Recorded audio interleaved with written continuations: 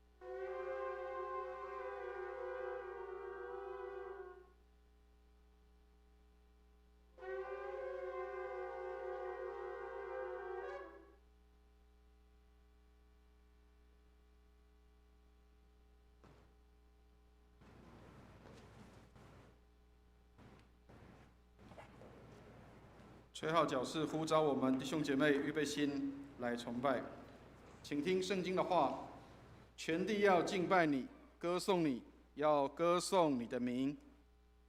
我们请我们的手中团来为我们做今天的一个献诗，他们今天要来为我们的堂庆做这样的一个献诗。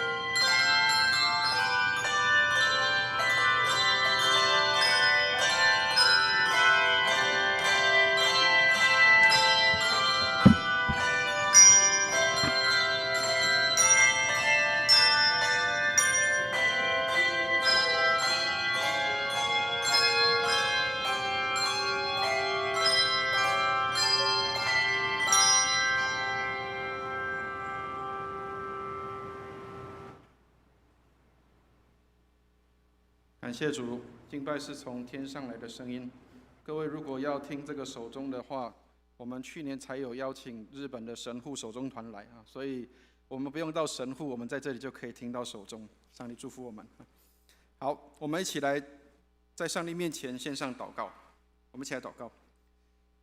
天父，我们感谢你，为我们今天早上我们举行这样的崇拜，向你献上感恩。祝福我们今天早上，我们一起在这里欢庆我们教会的55周年，也让我们在这里带着欢喜快乐的心来敬拜你。谢谢你施恩，祝福我们今天早上在你面前，我们一切的摆上，主啊，都为荣耀见证主的圣名。愿你的荣光充满在你的教会，愿你的恩典充满在我们当中。垂听我们的祷告，奉耶稣基督的圣名，阿们。请敬拜团来带领我们敬拜。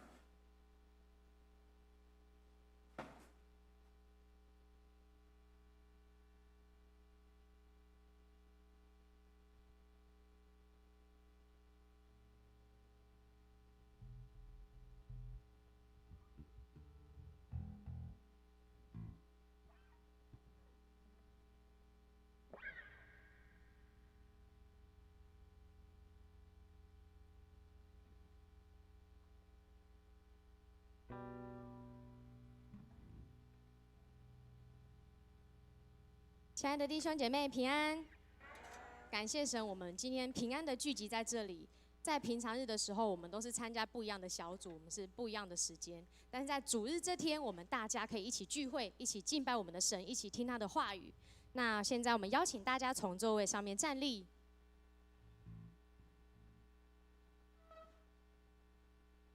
如果有不会唱的诗歌，我们可以一边学一边拍手。诗篇47篇1节告诉我们：万民啊，你们都要拍掌，要用夸胜的声音向上帝呼喊。所以拍手也是一个非常好的赞美方式，当然举手也是。好，那现在我们一起用歌声、乐器还有掌声来唱诗赞美他。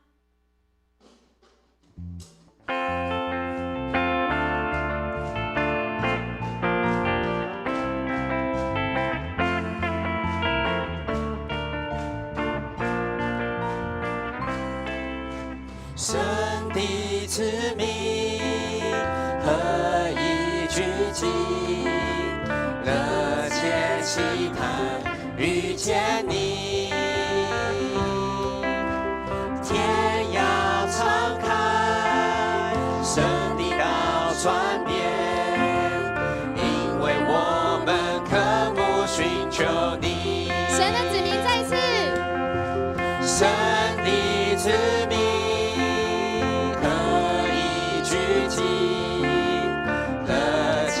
期盼遇见你，天要敞开，神的道转变，因为我们渴慕寻求你。在这里，在这里，耶稣你现在在这里，我相信，我相信。喜乐的江河在这里，荣耀彰显，奇妙神迹彰显明，天上国度降临在这里。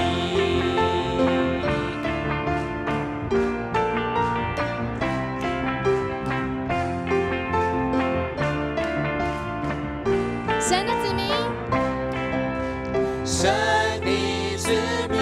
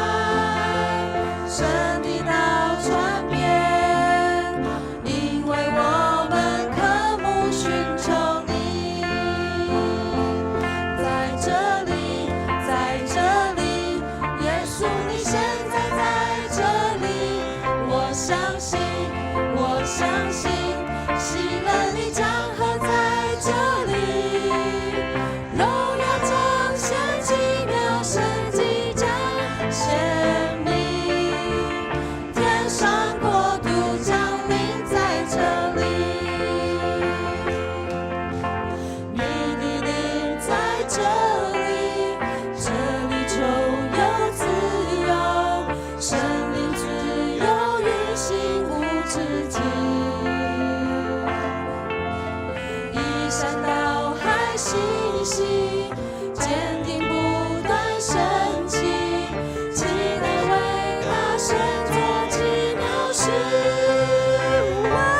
在这里，在这里，耶稣你现在在这里，我相信，我相信，喜乐的真和在这里，荣耀彰显，奇妙神迹彰显明，天上国度降临在这里，荣耀彰显，荣耀彰显，奇妙神迹彰显明，天上国度降临在这里。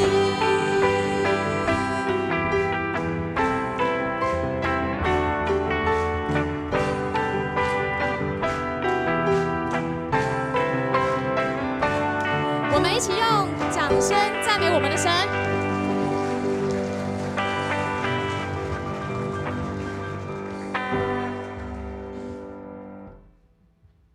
耶稣的意思就是耶和华是拯救。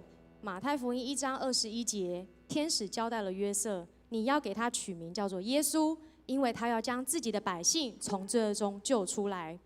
使徒行传4章12节，除他以外别无拯救，因为在天下人间没有赐下别的名，我们可以靠着得救。他的名，耶稣的名，是至高的名。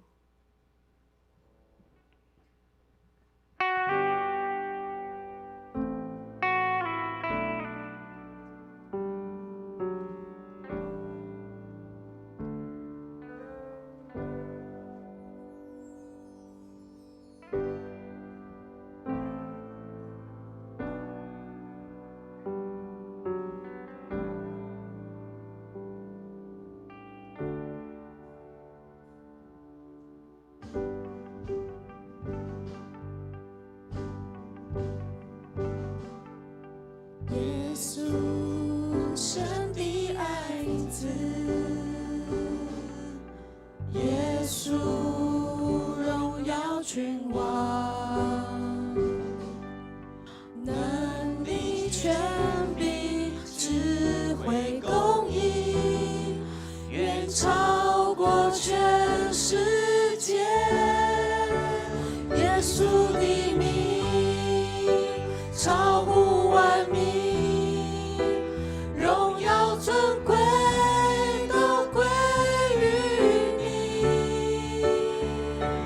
万心要跪拜，万口要承认，耶稣我敬拜你到永远。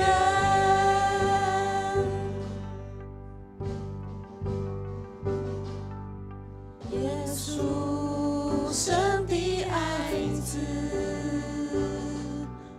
耶稣，荣耀君王，万有匍匐在你脚前，世间的救赎主，耶稣的名超乎万民，荣耀尊贵都归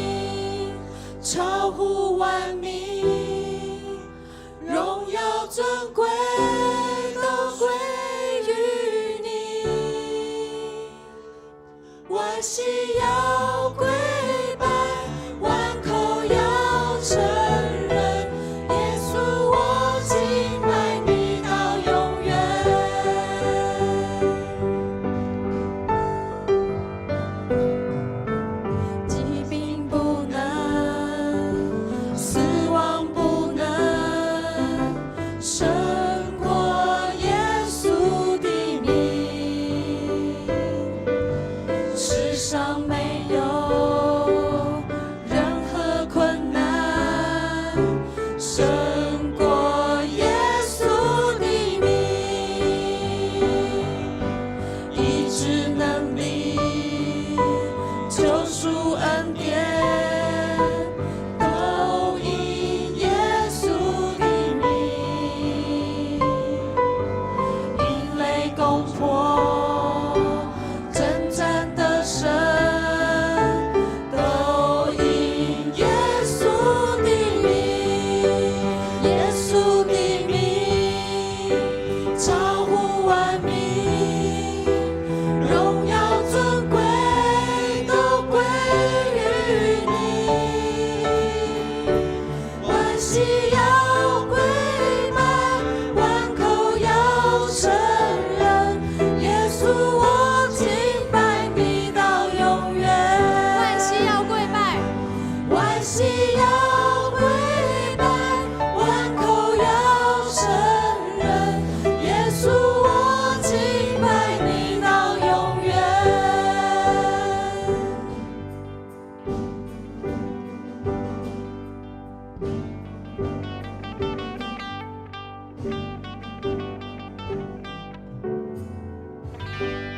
愿荣耀、威严、能力、权柄，因我们的主耶稣基督归于他，从万古以前，并现今，直到永永远远。阿门。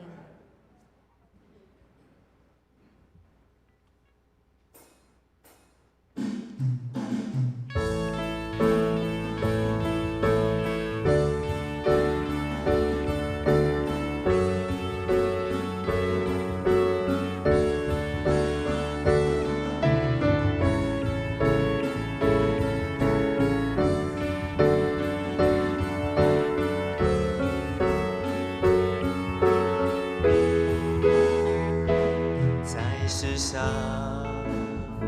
有多少欢笑，能使你快乐永久？试问谁能支配将来？永远不必担忧。名和利那天才足够，能使你满足永久。试问，就算拥有一切，谁能守住眼前的所有？人世间变幻无穷变幻，今朝多少光彩，在明日转眼消失离开。不朽的生命永存在，在耶稣基督里面，在跟随他的人心间。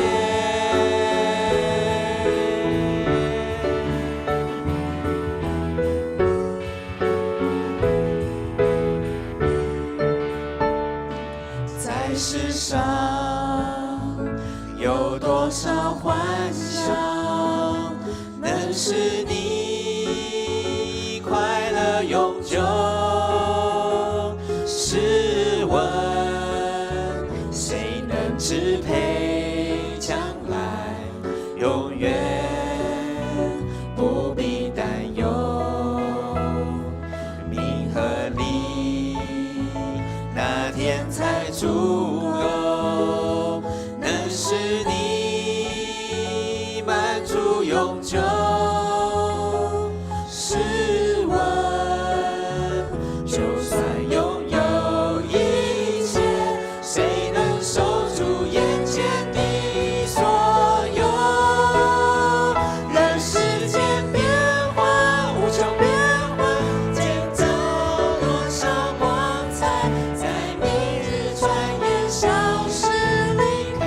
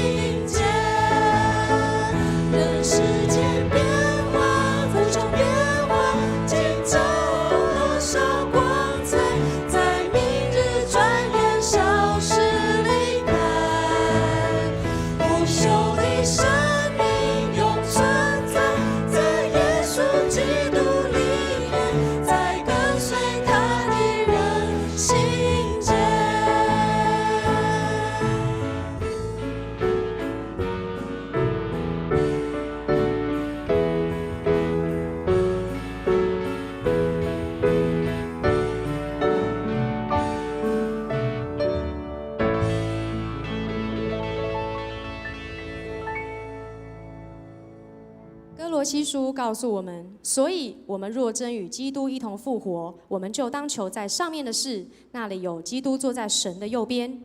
你们要思念上面的事，不要思念地上的事。愿我们能够把焦点放在耶稣身上，定睛在他身上。我们一起用使徒信经来宣告我们的信仰，请。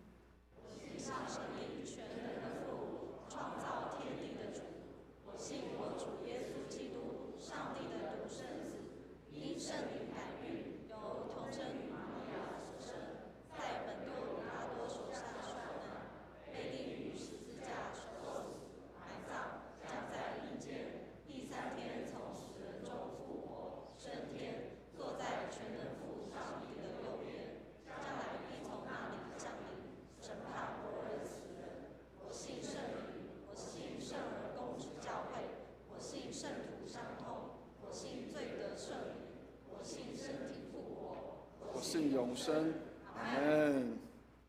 我们一起唱荣耀颂。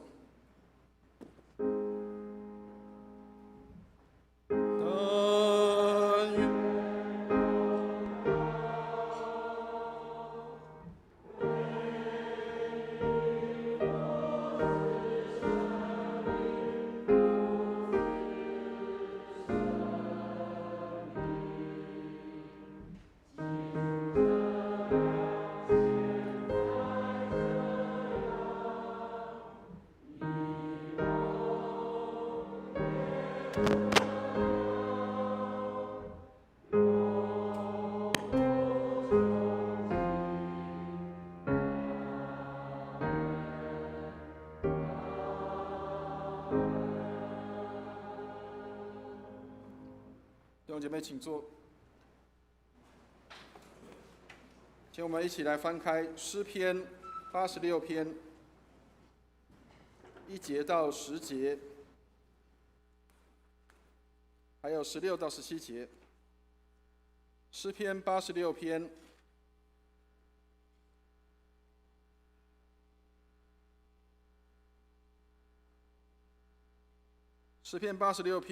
1节到10节，还有16到17节。如果各位用的是我们在椅子前面这个公用的圣经的话，在旧约圣经的614页，诗篇86篇1到10节，还有16到17节，我们用这一段的经文来成为我们的起印。那请大家在牧师起的时候，然后下一节就请大家来印。诗篇86篇第1节，耶和华，求你侧耳应允我，求你保存我的性命，因我是虔诚人。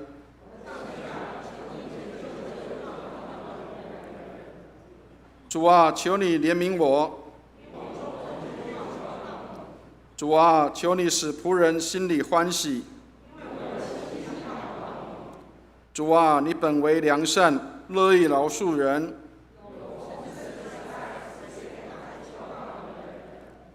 耶和华，求你留心听我的祷告。我在患难之日要求告你。主啊，诸神之中没有可比你的。主啊，你所造的万民都要来敬拜你。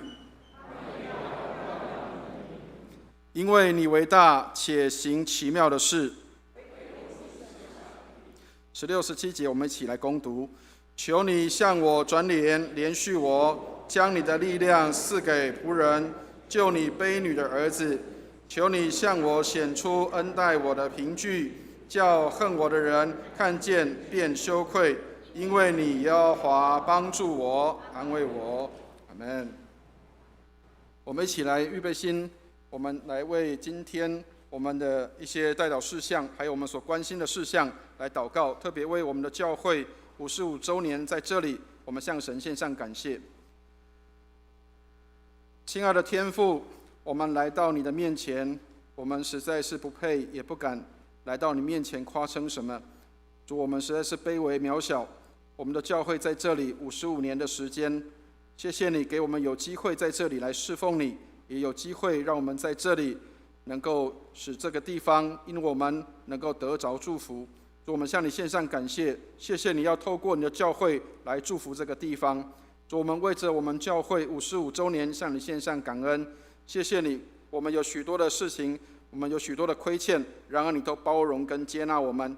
谢谢你也给我们这样的恩典，让我们能够存活在这地上，让我们的教会能够在这里作为一个具有影响力的教会。我们向你献上感恩，主，你施恩来祝福我们，让我们的教会成为一个好的平台，使许多人因我们得祝福得帮助。我们也为我们台湾这块土地来祷告，愿你施恩祝福我们，让我们这块土地大得平安。你也恩待我们，让我们在疫情的当中，我们平安的度过，也带领我们，让这些的病症能够尽快的除去，使全地都能够大得平安。带领我们今天早上在你面前恭敬的崇拜，我们将你在你面前所得到的一切也献上给你。愿你施恩祝福你的百姓，施恩给你的子民，给你的儿女，让他们能够在你面前靠你得喜乐，靠你而得的喜乐是我们的力量。谢谢你垂听我们的祷告，愿荣耀归给主，奉耶稣基督的圣名，阿们。今天我们一起用主祷文来祷告。我们在天上的父，愿人都尊你的名为圣，愿你的国降临，愿你的旨意行在地上，如同行在天上。我们日用的饮食，今日赐给我们，免我们的债，如同我们免了人的债，不叫我们遇见试探，救我们脱离凶恶。因为国度、权柄、荣耀，全是你的，直到永远。阿们。请我们的陶艺人姐妹来为我们诵读今天的经课。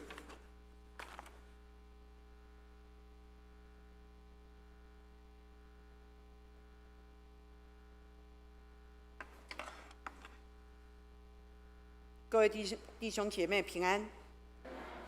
今天的经课旧约在创世纪21章8到21节，在教会圣经18页。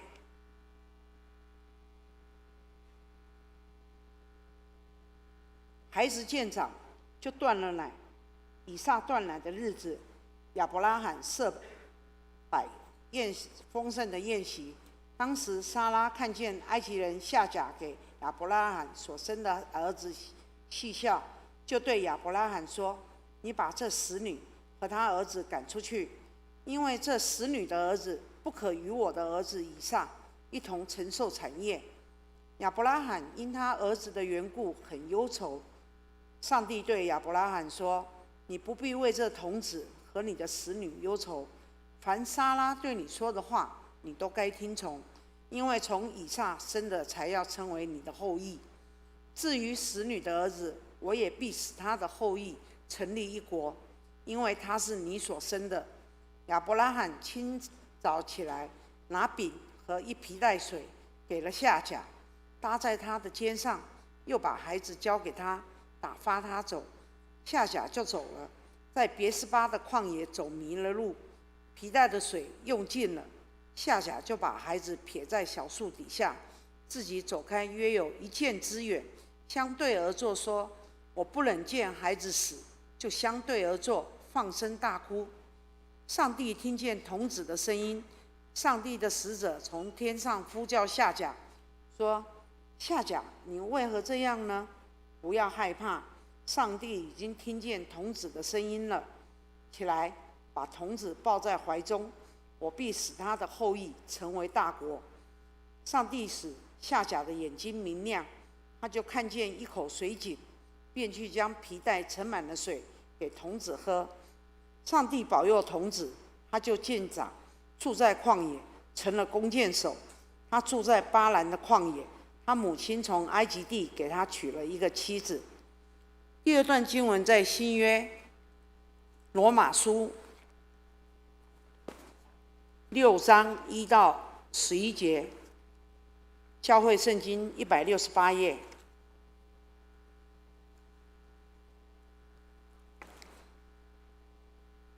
这样怎么说呢？我们可以能在罪中叫恩典显多少？断乎不可。我们在罪上死了人，岂可能在罪中活着呢？岂不知我们这受洗归入基督耶稣的人，是受洗归入他的死吗？所以我们借着洗礼归入死，和他一同埋葬，原是叫我们一举一动有新生的样式，像基督借着父的荣耀从死里复活一样。我们若在他死的形状上与他联合，也要在他复活的形状上与他联合，因为知道我们的旧人和他同定十字架，使罪身灭绝，叫我们不再做罪的奴仆。因为已死的人是脱离了罪。我们若是与基督同死，就信心与他同活，因为知道基督既从死里复活，就不再死，死也不再做他的主了。他死是向罪死了，只有一次；他活是向神活着。这样你们向罪也看着自己是死的，向上帝在耶稣基督里却当自己是活的。以上，这是今天以上的经文。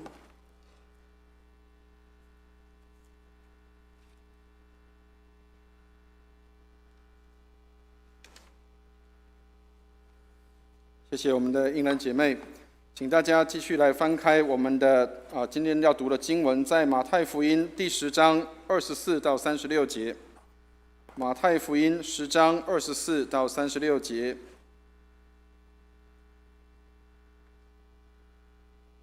马太福音第10章24到36节。翻到由讲台来攻读，请弟兄姐妹来听从上帝来的话。马太福音10章24节到36节。学生不能高过先生，仆人不能高于主人。学生和先生一样，仆人和主人一样，也就罢了。人既骂家主是别西卜，何况他的家人呢？所以不要怕他们，因为掩盖的事没有不露出来的，隐藏的事没有不被人知道的。我在暗中告诉你们的，你们要在明处说出来；你们耳中所听的，要在房上宣扬出来。那杀身体不能杀灵魂的，不要怕他们；唯有把身体和灵魂都灭在地狱里的，正要怕他。2个麻雀不是卖1分银子吗？若是你们的父不许，一个也不能掉在地上。就是你们的头发也都被数过了，所以不要惧怕，你们比许多麻雀还贵重。凡在人面前认我的，我在天上的父面前也必认他；凡在人面前不认我的，我在天上的父面前也必不认他。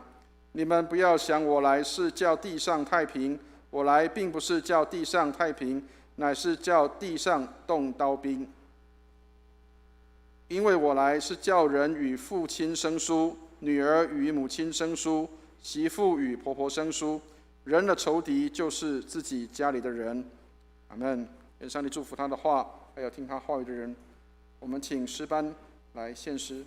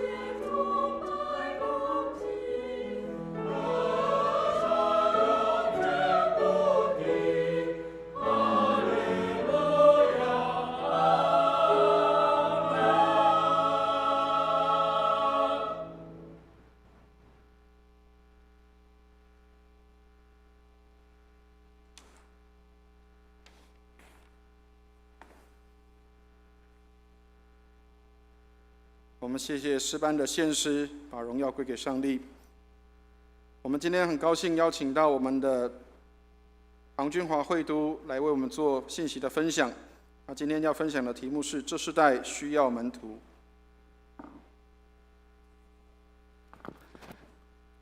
蔡牧师，各位弟兄姐妹，大家主里平安。今天很高兴和大家一同庆祝荣光堂55周年。那55年其实就是超过了半个世纪。那今天呢，来这里之前呢，谢谢陈建中牧师呢，特别带我在这附近车子绕了一下，看到过去旧的从福音新村一直到广西路，一直到如今在这里，许多记忆呢历历在前。路虽然崎岖，但是主与我们同行。终于我们今天来到这个地方，我们可以聚集在这里，没有以前那样的担忧，我们在这里崇拜。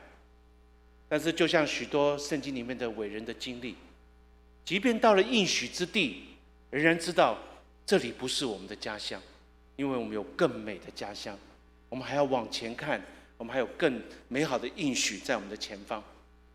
刚才又有很多新的记忆在我里面。我记得这个堂还没盖的时候，还在隔壁聚会的时候，有一年呢，这个2014年交换讲台的时候，我在这边来证道。其实那时候我才刚出院没多久，13年的时候有一个中风。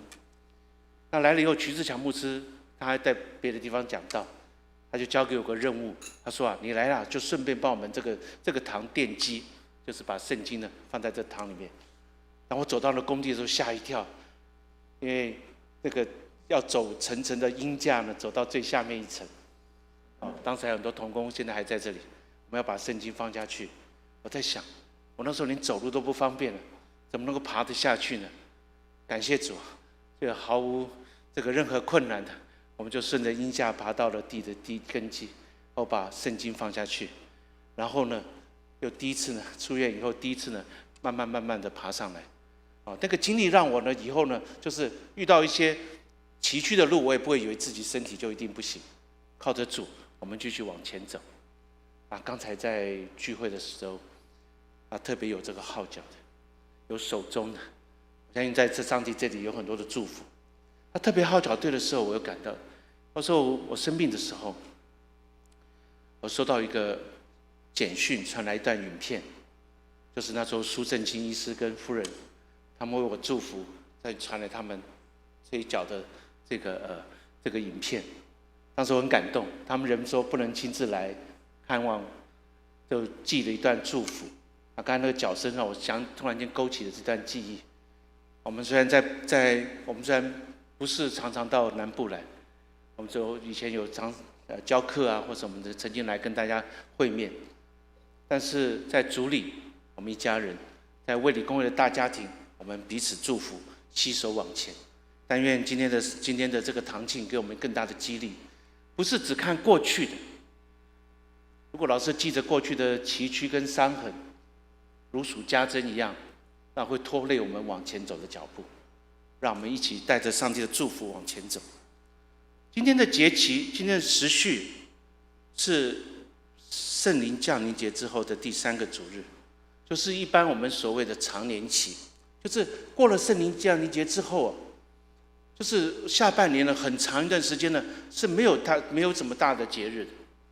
那教会呢就会挂出了绿色的旗帜，在牧师主持圣餐、主持重要礼仪的时候，都会穿戴着绿色的佩戴，就表示说圣灵降临之后，整个大地是应该充满生命力的。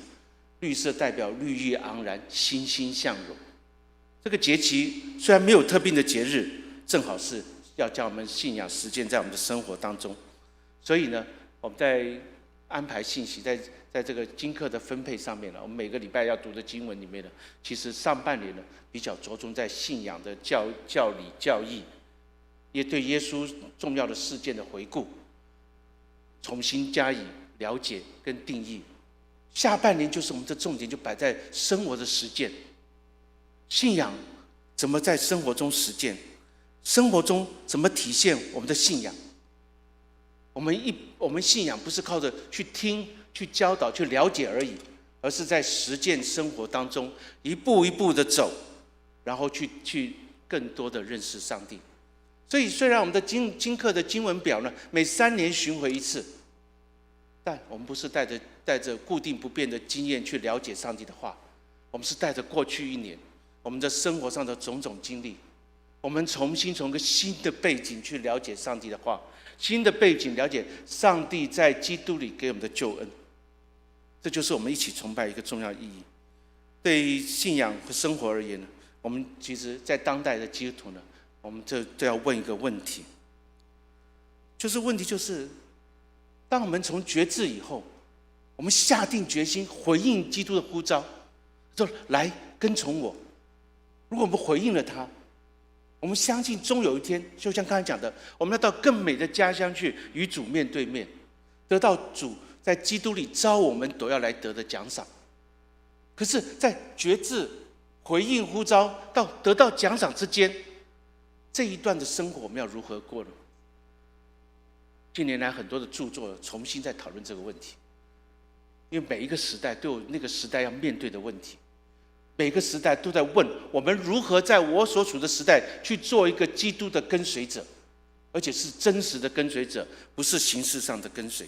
而且呢，我们有一个高超的目标，在超越我们现实的生活，去看到上帝的恩典，去往那个目标走。可是我们依靠的是什么的力量呢？使我们能够挣脱世俗的缠累，毫无负担的到主的面前。所以我们如何活下去？人生如果是一场朝圣的路，我们当如何走？我们当以怎么样的心态做一个跟随者？我们生活取舍、有所为有所不为的价值标准在哪里？我们要用什么样的生活方式让人来加入我们门徒的行列？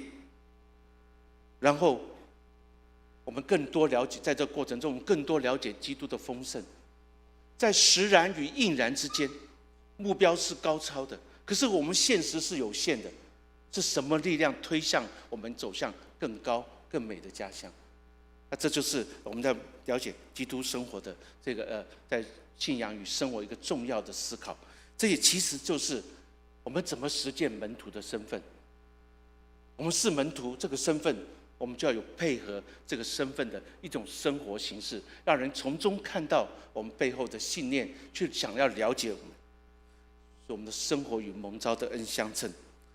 讲到生活活着，到底怎么活，其实是一个很重要的学问，是一个很重要的思考。不是如果你没有思考就活下去，就随波逐流。近代中国有一个油画家，也是一个政论家，这个人很特别，他叫做陈丹青，他画油画。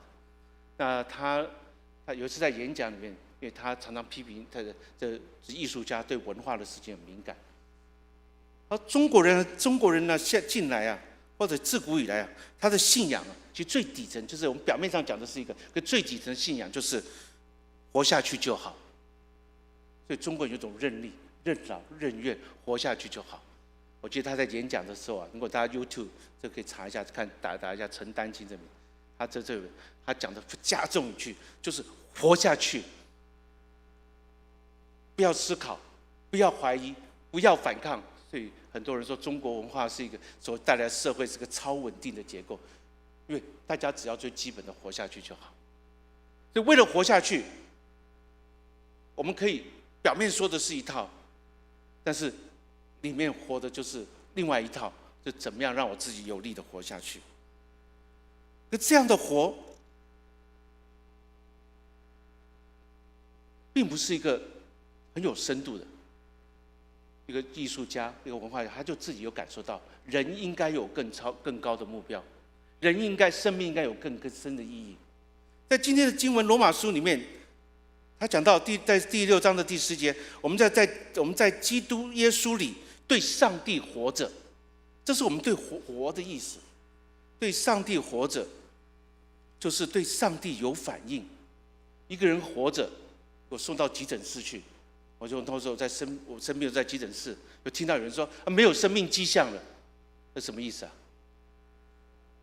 没有生命了。所以我在听的时候很感慨，远远地到那个人没生命迹象了，没生命迹象就是他可能就死去了。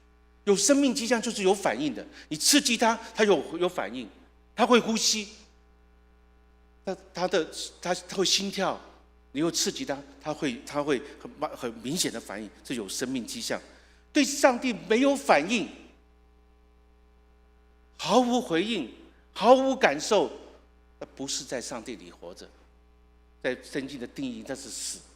死不是你仍然活下去，活着。今天有明天预备了明天的粮食，我明天能够继续一步一步活下。那个活是一个基本层次的活，可是对上帝有反应的活，才是圣经里面所讲的。对上帝有反应，那个怎么叫对罪死呢？在罗马书第6章里面讲，对罪死，对上帝活。对罪死就是什么？对罪没有反应。死啊！你的毒钩在哪里？我怎么引诱你？我怎么吸引你？希望你呢能够加入罪的行列。罪的行列是什么？罪就是距离，距离就是跟上帝疏远。对罪没有反应，就对罪是死；对上帝有反应，是对上帝活着。如果对上帝没有反应，是对上帝是死的；对罪有反应，是你还活在罪中。所以你要问你自己：你一年比一年，一个礼拜比一个礼拜，你对上帝是不是更加的渴慕，更想多了解他，更想多像基督一点？那你对上帝是活着的。你毫无这种想法，你只是来想这个今天有什么好处啊？今天活下去有什么这个怎么样？今天可以爽一点呢，酷一点呢？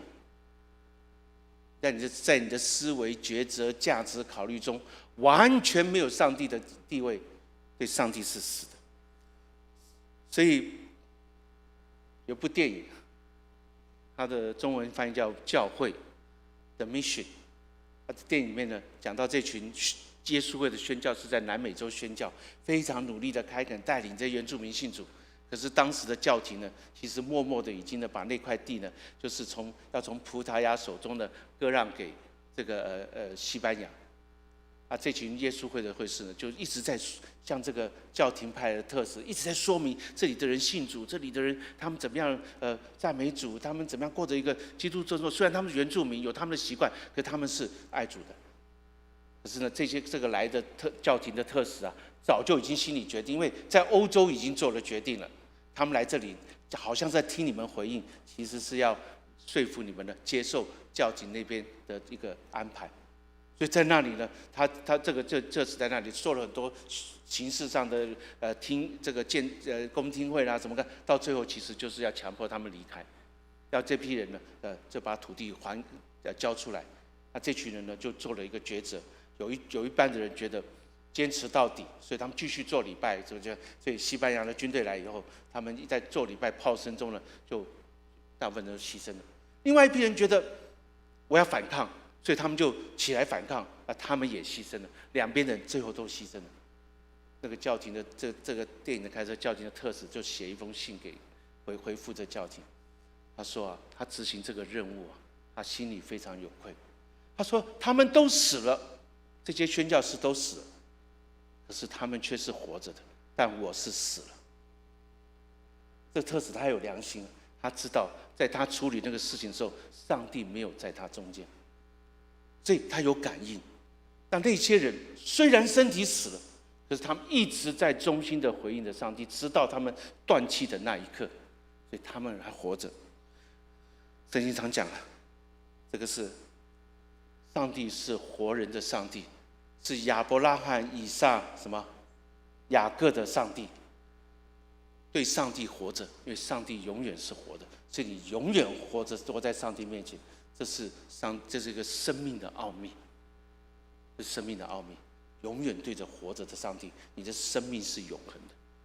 所以保罗在这里，在罗马书里面提出一种叫做出死入生的信仰。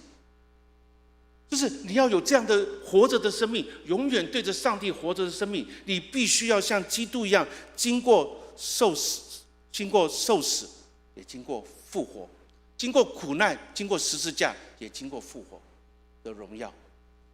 任何跟随基督的人，无可避免的要遇到十字架，要经过骷髅地，他不可能绕过骷髅地，直接去享受那个最后的荣耀。没有遇到十字架的人，没有经历这种死亡的挣扎，那只有两种可能：你完全超凡入圣，任何东西都影响不了你，这是一种可能；另外一种是你完全妥协了，你的价值观已经跟世界的价值观完全一致了，所以没有任何挣扎。不然的话，或多或少，或重或轻，你都一定遇到这个十字架的这个挑战。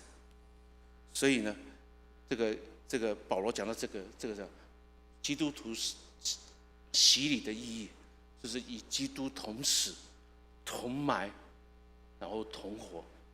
这是一个门徒生活必须要的经历。没有经过这个经历，我们只要遇到苦就跑，遇到好处就来。那么你可能得到信仰最浅的那个部分，你不能得到信仰最深入的一个部分。所以门徒在世的生活就必须要有这种生活，他不是已经完成了，他是在不断的在生活的各种历练、挑战、冲突当中，然后去揣摩体会上帝要我们了解他的那个部分。所以门徒在这里今天的经课，今天其实我不是只讲马太福音，我是整段今天念的经文都是今天的经课。所以这个马太福音里面，他特别提到不要惧怕。如果大家看第10章26到31节，23章里面有提到好几次不要惧怕，不要惧怕。它是辉映的刚才我们读的旧约的经文里面，它更具体讲不要惧怕，就好像夏甲跟以实玛利在旷野的那个时候，多么冤屈啊！你没有孩子的时候，我帮你们家生了孩子；当你有孩子的时候，把我们赶出来，而且丢在旷野里面。以实玛利还是个小孩子，怎么生活呢？在那个时候最危机的时候，夏甲向上帝求告，上帝说：“这孩子的哭声，我早就听到了。”上帝永远在受苦人发出哀鸣之前，他就已经体会到受苦的心灵。所以以色列人后来以色列人在埃及受苦，他还不晓得求告耶和华上帝的时候，上帝已经在那里默默的要差遣摩西去救他们。我们生命当中不用惧怕，我们怕什么呢？因为我们会怕面对人生的不确定性。将要发生什么事不知道，那才是可怕的。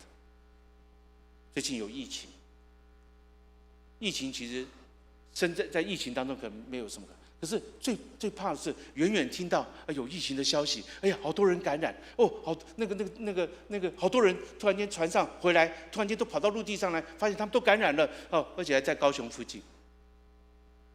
灾难还没有来到，但灾难离你好像越来越近的时候，那种恐惧是什么？所以沙特写了一本书。不是卡缪写了一本书，叫做《瘟疫》。当那个灾难直接来到的时候，你就撑过去了。但是灾难还没有来到，远远离你越来越近的时候，那种恐惧是的。我们人类都隐隐约约知道我们自己前面不知道下一刻会发生什么事情，我们都懂得这个道理，而懂得不一定看破。很多宗教只是要我们看破这个层次，看破不一定能够面对这些不确定性将要发生。于是我们就用很多方式来想找一个安全感，但是越找越担忧，越找越忧虑，越找越害怕。保罗不要惧怕，因为生命远不止如此。上帝早就有预备，早就有预备。上帝呢，看我们呢极其贵重，他不是看我们的价格，而是看生命的价值。既是他创造的生命，他必要看重。所以即便前面有不确定性，但每天坦然处之，因为主基督会看顾他，连麻雀都看顾，他会看顾我们。生命最根本的焦虑是对死亡，对虚无，因为死亡是一种没有知觉，死亡是这种对外在就是完全没有知觉。就想到人到底死亡之后会遇到什么样的情况，没有人一个人死亡过回来告诉你。所以在一般世人中，对死亡有一种额外的害怕。死亡的不但是我们对外在没有知觉，而且死亡就会感觉到外在也不会再知觉你。上个月是我母亲这个周年忌日，我来看个这些回顾，每到这个日子，心里总有伤感，回顾一下。在那些旧的照片里，发现曾经有过一起同在的日子。我在想，我们兄弟有生之年都会记得这些事情。跟我们兄弟以后呢，就是我的儿子跟我的侄子、侄女，他们可能还会记得奶奶。在之后呢，可能记不得，可能我就好像我现在对我的祖父、曾祖父毫无印象，我只记得我祖父跟我一样是大胡子。所以你死亡的带来这个虚无感，就是我不再能够感受到这世间的事情，但是这世间也不再感受我们。那生命的意义在哪里呢？生命的意义在哪里？人一方面有动物的本能，希望延续生命；一方面，人特别的地方是，他是属灵的活人，他要追求生命的意义。我们不再惧怕，我们不要惧怕，因为上帝透过基督的救赎，就是要让我们感到生命是有意义的，生命是上帝用重价赎回的，不会让它流于虚无。学生不能高过老师，我们基督要走的路，我们也必须要走。刚刚说我们要经过十字架，可是我们也经过复活的荣耀。一个真正的门徒在心底里面应该要摆脱这种的惧怕，不要惧怕，因为没有隐藏的事情，所有的意义终必要显就出来。有时候有些事情发生在你身上，一时看不到意义，可是它可能成为你生命的伏笔，就在人生的转弯处，就看到原来上帝早就预备了恩典，耶和华早已预备。这是圣经很多灵性的伟人常常会经历跟感受到的一面。所以呢，在这个门徒呢，第一个就是不要惧怕，不要为那些世俗的事情惧怕，要摆脱这种惧怕。但是不是坐在那里在家不要怕，不要怕，不要怕，要怎么样？要起而行。因为所有的信心的伟人都不是坐在那里而已。亚伯拉罕就起而行，回应上帝的呼召，往前走。后面信心的很多伟人都是回应了上帝呼召，继续往前走，往前走就会消除这种不必要的惧怕。我们知道人类有困境，可是基督来到这世上，道成肉身的奥秘就是上帝透过基督回应人类的困境。这道成肉身这件事情不是只是一个普通的教义，是充满了我们很多丰富的意涵在里面。哪里有问题，基督就在哪里。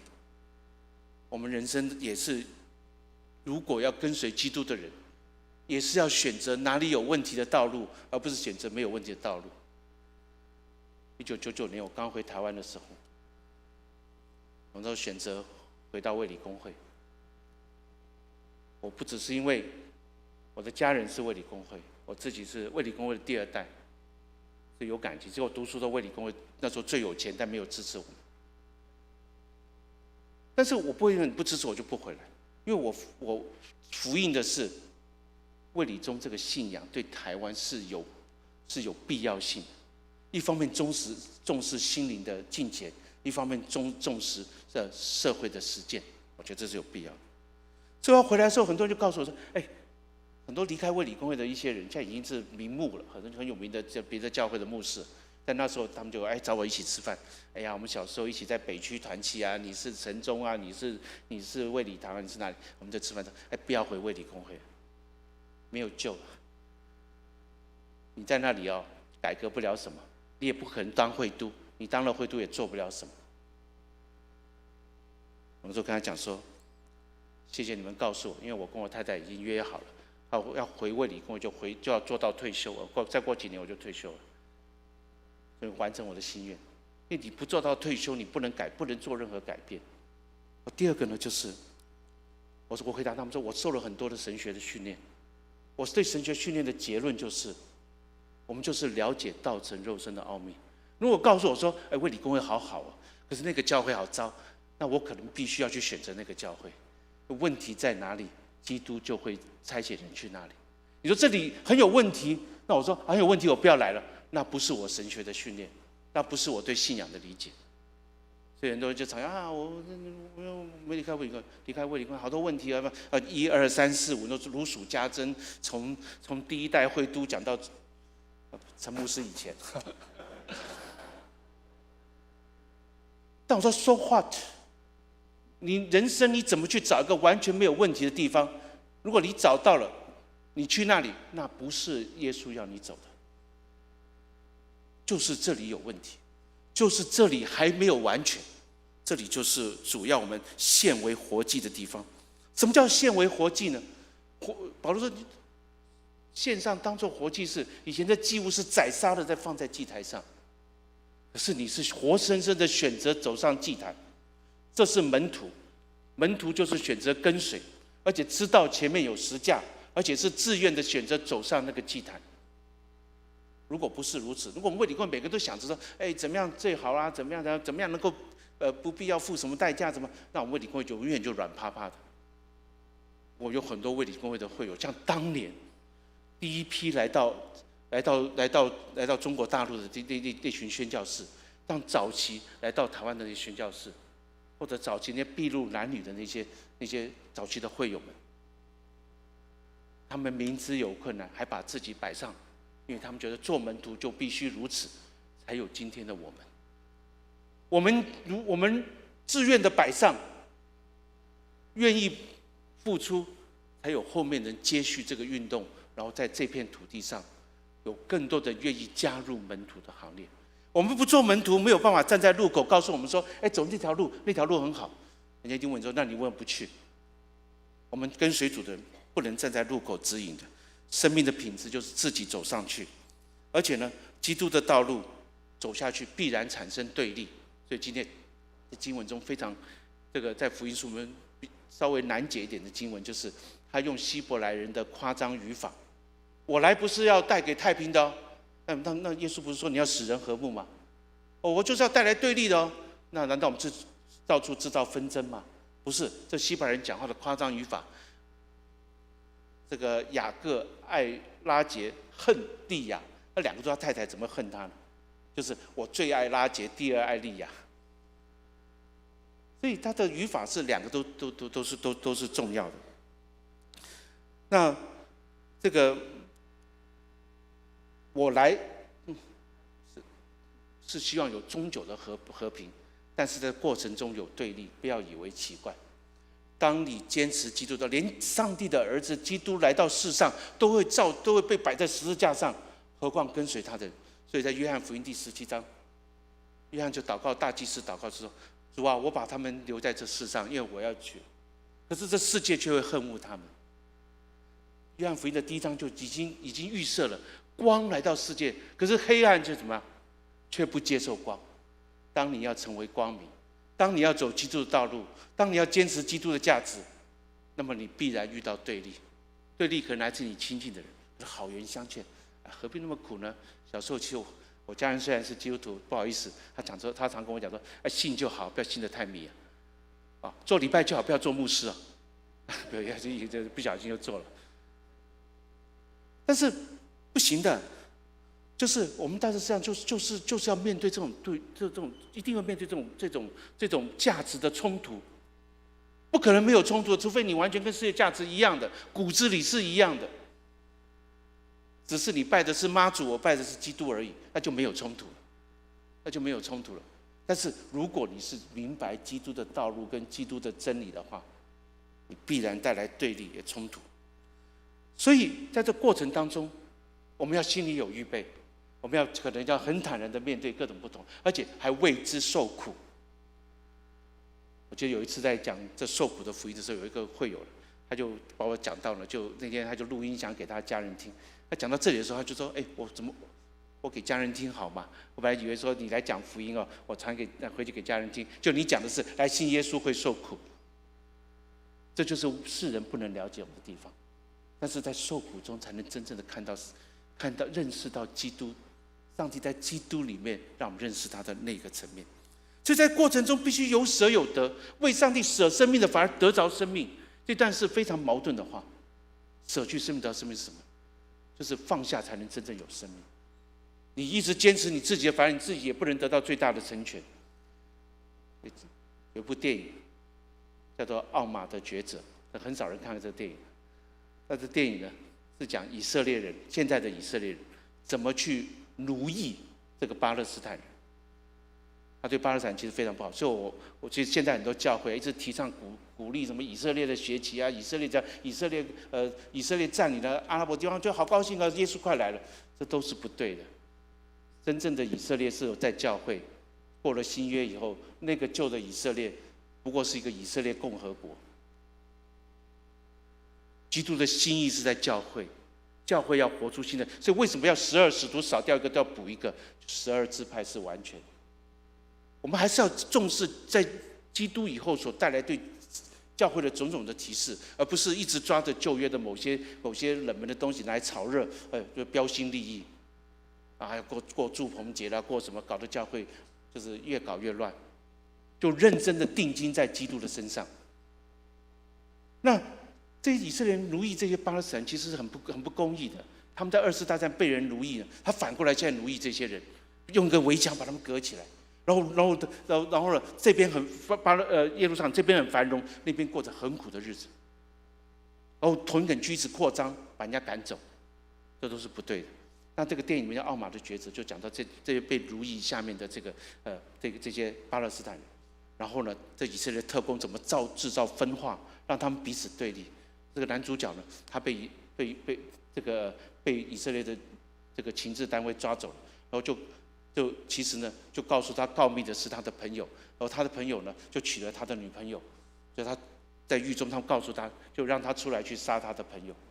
就在路上呢，他就刚好有人讲一个笑话，他说你知道我们这个有个地方啊，他们怎么抓猴子呢？他就拿那个罐子啊，里面放了很多蜂蜜啊，什么东西，就猴子就手就进去抓，就抓住了不放就走不掉了，然后就被抓到了。然后大家就会笑。就那个人呢，突然间呢，会若有所悟。他一直被仇恨抓着，不能放下仇恨，他就永远不能得到释放，所以他就没有上那个当，就没有去报复他的朋友，放下走了就自由了。他的女朋友跟他好朋友过着幸福的日子，他自己也走上一个新的人生。我们常常只抓住很多东西，我们以为抓住就得到，殊不知我们被困在那个我们以为的幸福里面。但信仰是让我们重新去估价，重新知道看到真相，我们必须放手，放手就有自由了。为基督舍生命的，反而要得着生命。所以在今天的诗篇的86篇第17里面告诉我们就起英文：求你向我显出你恩待我的凭据。我们在生命中要向上帝求，因为今天的诗篇的起英文是回应创世纪那段经文的。他充满了感谢上帝及时来的帮助，但是最后他希望他们就是能够呢，就是在我以后有生之年啊，能够呢，把上帝的救恩能够活出来。所以约翰卫斯理讲，救恩不是讲出来的，讲出来只是一部分在教会宣讲，但救恩是我们这个信仰的群体呢，我们一起活出来的，让看到这群是有救恩的人，是上帝拯救的这群的人。如果有人看出我们是这样的人，我们的群体就有见证了。我们要求主，让我们能够在我们当中显出他恩待我们的凭据，让世人看见，好归荣耀给主。这个时代需要门徒，所以我们在本会里面，我们讲到，我们教区有议会，堂会有班会，其实呢，用意就是堂会要成为一个孕育门徒的平台，来到教会要越来越成为门徒。所以有一个属灵经历的伟人写歌，他说但愿我们的灵性的境界啊，刚开始是爱自己不爱上帝，第二个阶段是爱自己一点，少爱大部分少爱自己一点点大部分都还是爱自己，但是呢也爱一点上帝。到后来呢，也爱我自己，也爱上帝。到后来的是爱自己少一点，多爱上帝。到最后是不重自己，完全看重上帝。你是在哪一个阶段？这个时代需要有一群人，要活出门徒的标志，要向世人显现出有一群人跟随基督的人是这样活的，而且是带来这个社会这样的改变的人。他要成为我们的典范。我综合我们卫理中的信仰，用2句话：福音更新了我们的生命，你我的生命因为福音，上帝基督福音而改变。最后呢，我们参与基督一起更新这个世界，所以我们会关心我们周围的邻舍，关心这个社会的主人。有卫理公的地方，都一定有社会的关怀和服务。这个信仰一体两面，我们要摆脱世俗的那种价值的标准。有一次我在讲道里面讲到说，我们卫理公会最大的问题啊，是常常有都很资深的会友，就是带着非常世俗的价值观，因为讲的是属灵的话，但是里面的价值逻辑啊，其实是世俗的。所以讲完以后，很多人问我说：“哎，慧都，你是不是讲我？”我说：“不是，我在讲一个现象，你不要猜是谁，但是我们要反省。”你会不会是一个唱着属灵高调的人，却用着世俗的价值？世俗的价值是什么？世俗的价值就是成就取向。从成就角度来看人，从成就的取向来看牧者，他的教会大不大？我们去开会的时候，常常都是大的教会坐前面，教会小的坐后面。所以我就不小心坐到前排，你教会多少人？啊，这啊，可是你这是院长，啊，你坐前面一点，啊，你不然你就推我2排。我们就从成就取，这种价值观也在教会里面无形中的从成就起来，而且靠人间的势力，靠马门。所以耶稣说，你要么就依靠马门，要么就依靠主。什么叫依靠马门呢？你建堂的时候，你依靠什么？哎，没有钱怎么建堂？可是你有没有信心说，如果是上帝感动我建堂的，上帝一定成就到底？有没有这样的信心？所以很多比我们弱的堂会，他最后也看到上帝的人，还是说，哎，我看总会有没有这个资源，有没有这个预算，我们有没有贷款，我们讲，那这些东西要做，但是真正最内心的心态是依靠什么？现在的社会，大家没有看到那个来世的生命，没有看到我们最重要见主面的荣耀，我们就以为只有此生。只有此生就不会顾后面了，所以大家都知道环境出了问题，没有人要环保。是国际高峰会议在谈，每次都破局，都知道危机，但大家不，因为大家都讲内心里面只有这一生，我玩完了，后面的没有，那是他们的事情。而且呢，后现代呢非常个人主义，讲究个人的权利。所以说2代之间沟通啊，以前人就是哎呀这个多为主多我们都做这个我们应该牺牲多做一点啊，为了主对。可是现在的这年轻的一代人，哎，我的个人的权益就这样，法定规定我可以休2天假，法定可以规定我怎么样，所以我有的权利我要做到满，我不会侵占你的权利，但是你不要侵占我的权利，你侵占我的权利，我可以告你。所以现在教会诉讼很多，我不是说我们一定要侵犯，一定要别人无条件的牺牲奉献，但是有一种默默的个人主义流行在我们的当中。那这种个人主义一个不小心，不能舍己的话，团体就不能凝聚跟团结，不能凝聚团结就看不到天国的影子。人家为什么要加入你？因为你这群人有不寻常的舍己，你们会放手，那么他会觉得你背后的信仰一定有可取之处。我们在当代这个时代需要门徒，需要由门徒所组成的信仰群体，在这个社会继续做见证。所以我引用奥古斯丁说的一段话，他说：“一个基督徒的群体，一个典范的经验是什么呢？他说：你们的心灵合一地生活在一起，在你们当中彼此都尊崇上帝，你们因此成为他的圣殿。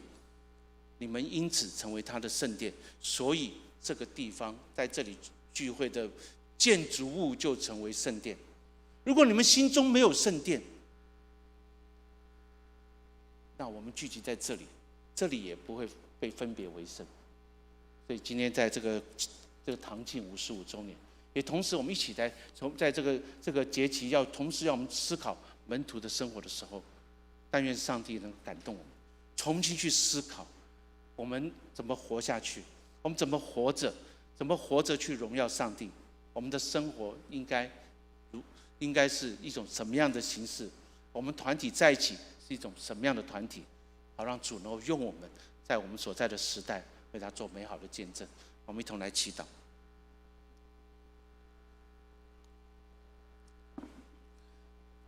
天父上帝，我们真是要感谢你，你恩待我们，你在这个堂会一起聚会，在这个空间里面，就是你恩待我们的凭据，你引导我们经过许多崎岖的路。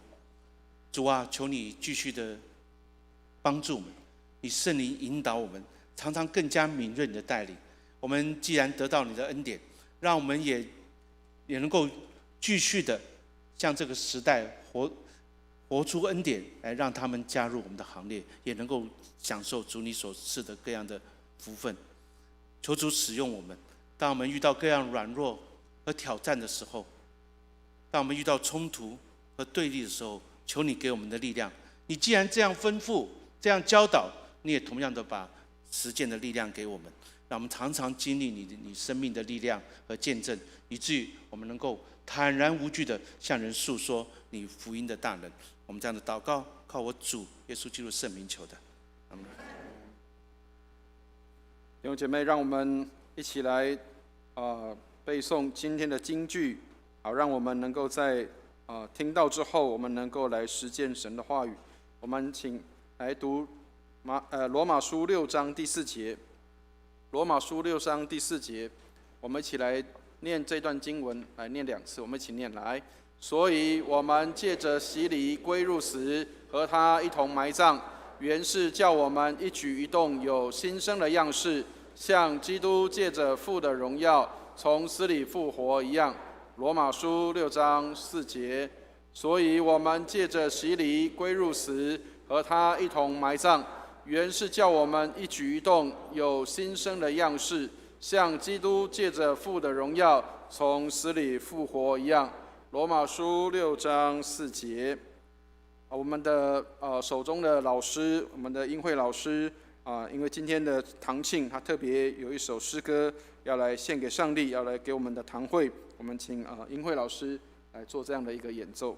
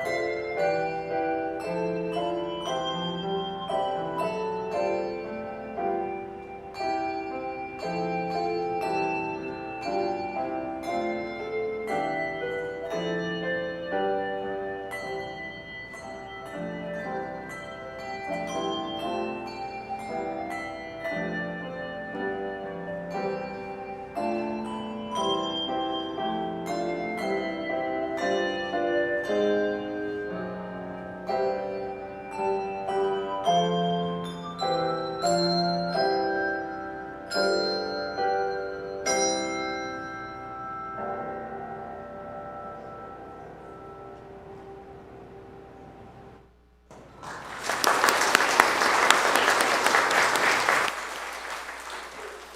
们谢谢英慧老师的一个演奏。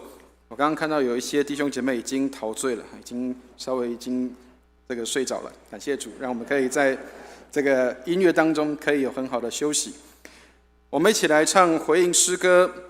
我们请翻开诗歌本《新灵粮诗选》273首，273首教会独一的根基。我们唱1节跟4节就可以。教会独一的根基，我们来唱273。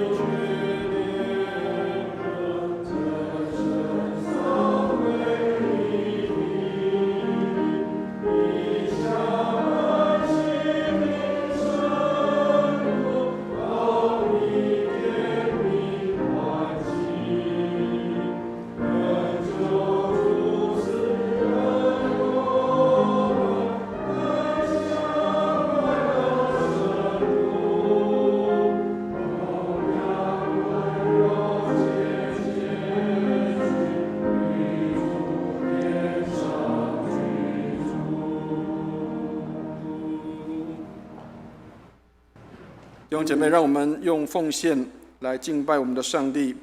我们请司献同工到台前来，也请我们一起低头来为我们的奉献祷告。慈悲怜悯的天父，我们感谢你，谢谢你供应我们一切的需要，也谢谢你给我们能够有这么好的会堂，能够来使用，让我们能够在这里敬拜上帝。主，愿你施恩来看顾，让我们能够得着这一切的丰富，也将一些我们所得着的来献在你的面前。愿你悦纳我们的献上，好让我们所献上的都为你所使用。感谢你垂听我们的祷告，愿荣耀归给主，奉耶稣基督的圣名，阿们。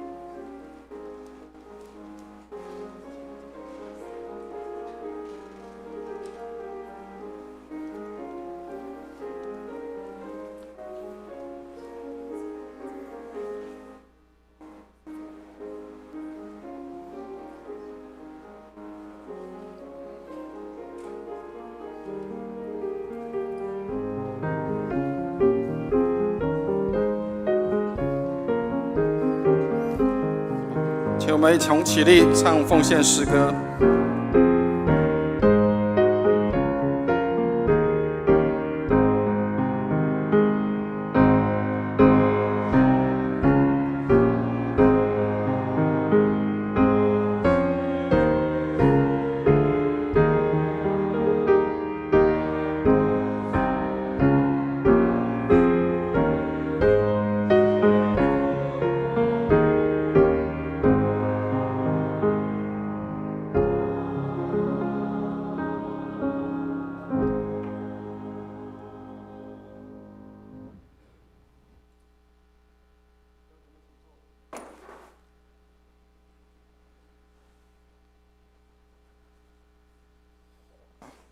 感谢主，让我们今天可以有一起来庆祝堂庆的时间跟机会。那我们先一起来介绍几位新朋友，让我们等一下在问安的时候可以有一些这个可以介绍跟认识。那我们有几位新朋友，请大家来认识一下。有张雅晶姐妹，张雅晶，谢谢。好，欢迎你哈，愿上帝祝福你。还有洪明旭，好，谢谢，感谢主，让我们可以一起来聚会。洪丽杰，应该是一家人了啊，感谢主。好，然后还有一位是班仓吗？班仓是不是？哪一位？王？是王吗？对不起，已经看不见。好，王任昌，好，谢谢。王任昌，刚刚在电梯碰到这个年轻人，他说他高一正在休学，但是他很希望来到教会里面。感谢主，让我们可以一起来做礼拜。那我们也特别欢迎我们的陈建中牧师还有师母，他们也到我们当中。谢谢。应该我们要邀请历届的牧师了哈，因为今天55周年。那但是因为有一些牧者他们今天没有办法来，那我们就有跟他们有一些通知。那感谢主，让我们可以在55周年的当中，我们可以彼此这样的认识。那也谢谢慧都跟师母哈，也来到我们的当中，跟我们一起过55岁的生日。好，那我们请一同来唱《我们成为一家人》，然后我们就一起来问安啊！对不起，还要介绍一下我们凤山的弟兄姐妹，请我们凤山的弟兄姐妹站起来好吗？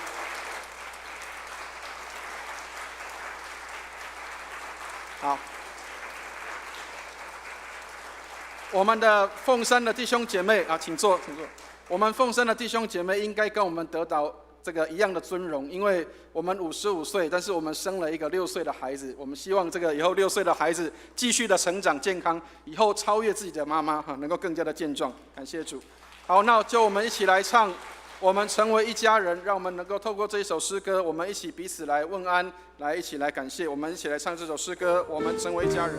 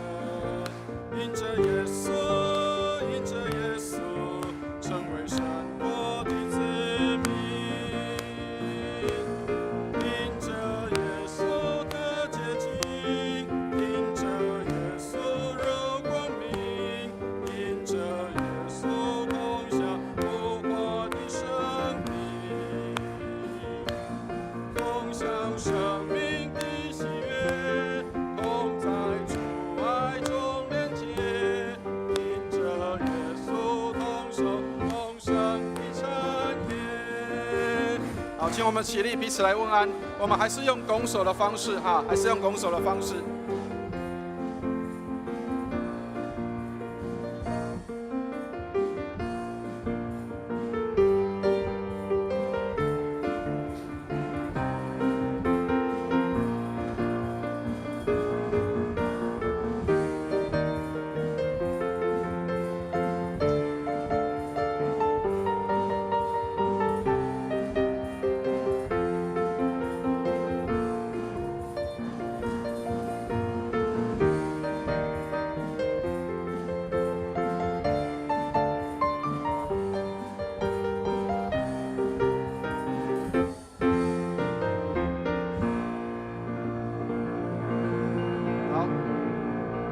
谢谢，我们相当的热烈但是等我们聚会结束之后，还有很多的时间，我们可以彼此来问安跟分享好，接下来重要的时刻来到了，各位，生日一定是要有庆生的活动，而且我们也要有蛋糕来做庆祝。但是呢，我们要在堂庆之前，要先跟大家来分享有一位在我们当中一直出入在我们当中，他是我们的义务传道，但是他从来没有认为自己好像跟别人不一样，他就在我们当中跟我们一起相处相当长的时间。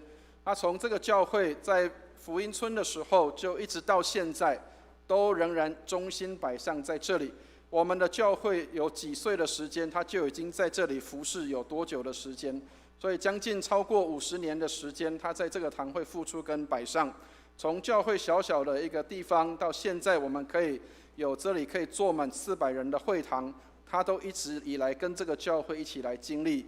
就是我们的林继博老师，他也是我们的本地传道。那因为刚好今天我们的会督来到我们当中，所以我们就为我们的林继博传道来颁发这个义务传道的证书，来尊荣我们当中的这一位传道。我们请继博传道到台前来。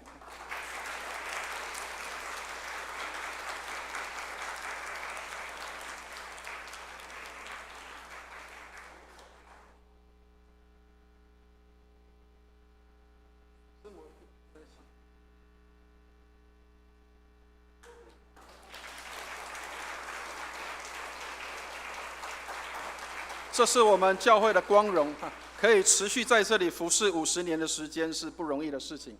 好，我们谢谢我们的继博传道。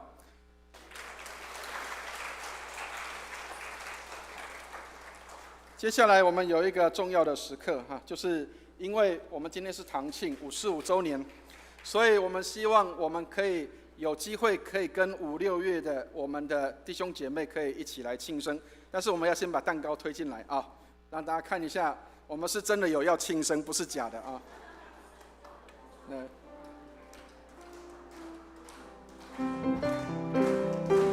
这个由我们美丽的小姐帮我们推进来我们的这个这么大一颗的生日蛋糕啊。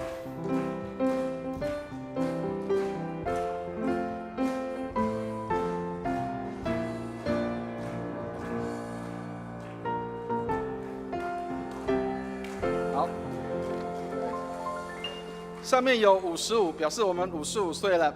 但是呢，因为这个场地的关系，所以我们就不点火，因为这个不适合明火的地方啊。但是我们请大家一起来纪念，因为我们心中有圣灵的火在里面，我们就可以点燃这个蜡烛啊。好，我们请我牧师来念一下我们当中的生日的寿星。那念到名字就请你就地站起来，我们不用到台前没有关系啊，我们就请你就地站起来，然后让大家来为你庆生。那如果万一你是这个月份生日，但是没有念到你的等一下我会给大家机会可以一起站起来啊。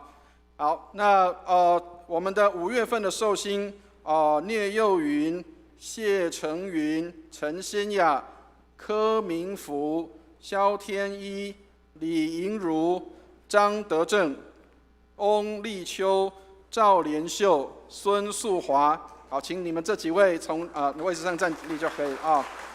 好，还有我们的6月份的黄新成、罗丹、陈志荣、乔国庆、郭义贤、李伟浩、陈乃穗、李爱珠、贾伟丽、翁荣泽、尤瑞红、钟德宏、欧阳毅、张维芳，还有我自己。好，谢谢。好，凤山有2位啊，张明德、蒋月叶。好，还有没有在5、6月生日但是没有念到你名字的？有没有？如果有的话，请你站立起来好吗？有没有5、6月生日还没有念到你名字的？有没有？还有1位啊，珍奇哈。好。我们真的要唱生日快乐歌，请我们来唱2遍啊！我们唱一首英文的跟那个中文的，好不好？2遍啊！好，我们一起来唱生日快乐歌哈！我们先来唱这个中文的，好不好？再唱英文的啊！好，我们一起来唱这个生日快乐歌哈！我们一起预备，心啊，预备，来！快乐，祝你生日快乐，祝你生日快乐。祝你生日快乐 ，Happy birthday to you, Happy birthday to you. Happy birthday to you. Happy birthday to you. 好，我们请慧都来为我们这些寿星来致辞跟那个祝祷。祈祷哈，我们一同来祷告。天父，我们真感谢你将生命赐给我们，带领我们人生的岁月。主要今天许多我们一同来为他庆生的弟兄姐妹，求主继续的引导他们，让他们的日子满有恩典，路径都滴下油脂。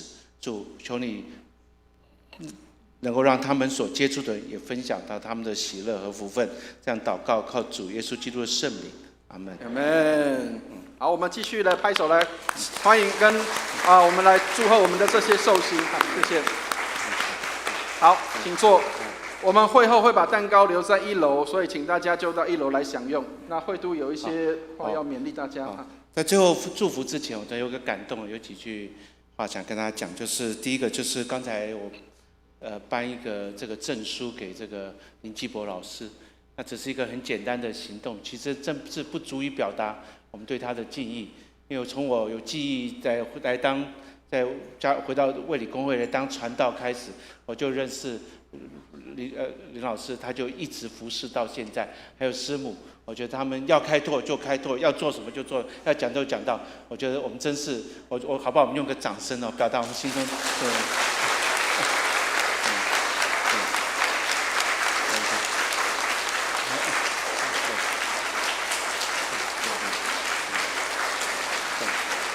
他实在是我们很好的一个榜样啊。那另外呢，刚才在祷告的时候，我有一个感动，就是感到我们今天能够聚集在这里，在这么好的场地。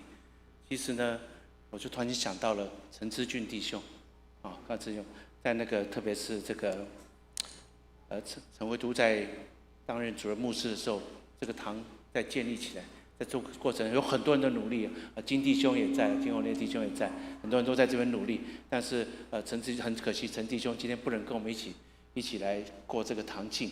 那他不只是贡献在荣光堂，甚至最近我们正在动工的几个堂会的改建，包括台北卫理堂的宣教大楼，包括竹山卫理堂，包括这个马祖卫理堂正在做的，其实都有他的影子跟他的基础摆在那里。只要他离我们刚离去，离我们不是很长的时间，但是格外的感动跟感激他，好不好？我们也在为他在天上为他在天上。接着最后就要那牧师稍微做一点那个报告请我们来翻开我们的周报的内页，我们有几项重点，请大家来关心就可以。那我们因为疫情的关系，我们还是没有爱宴的举行，所以请大家虽然我们没有爱宴举行，但是我们各小组仍然可以按照自己的方式来进行爱宴或是聚会。那我们会有一些的点心，会后我们请大家可以一起来享用点心。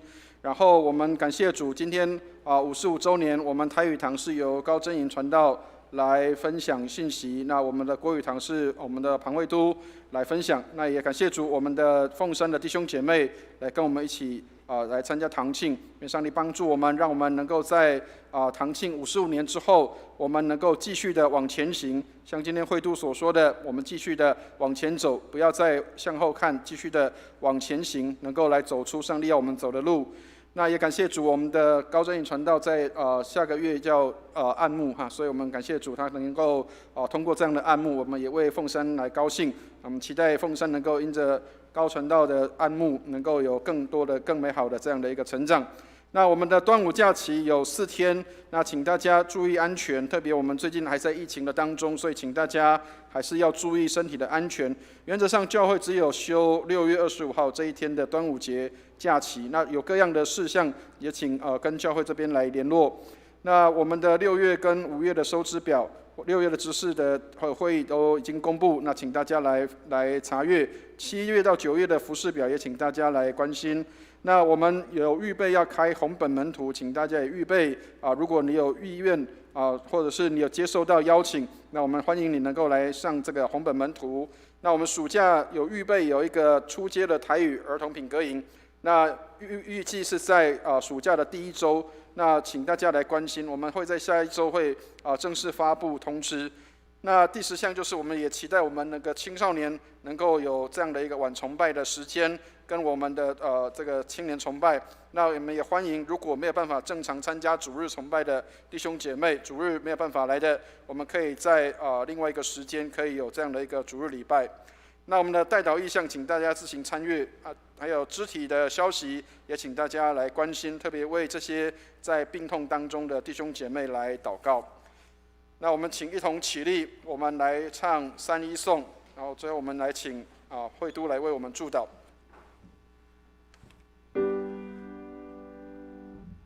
普天之下，万国万民，齐声赞美父子圣灵，三位一体，同荣同尊，万有之源，万福之本。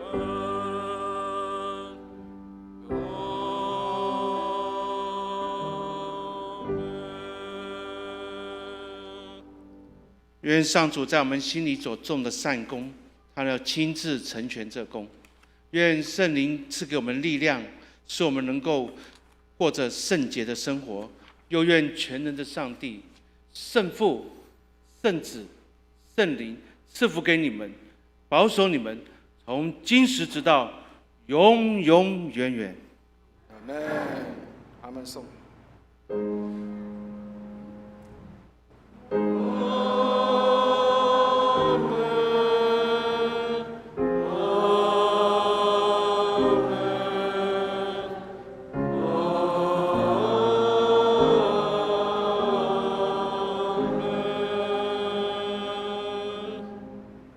弟兄姐妹，请坐。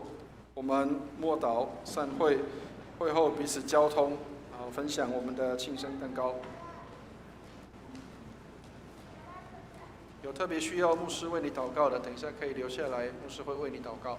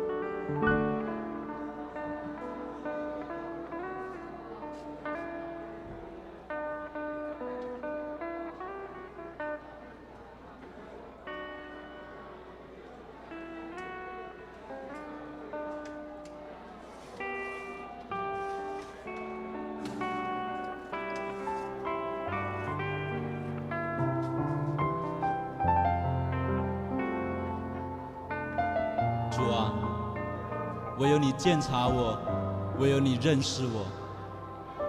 我需要你在我的生命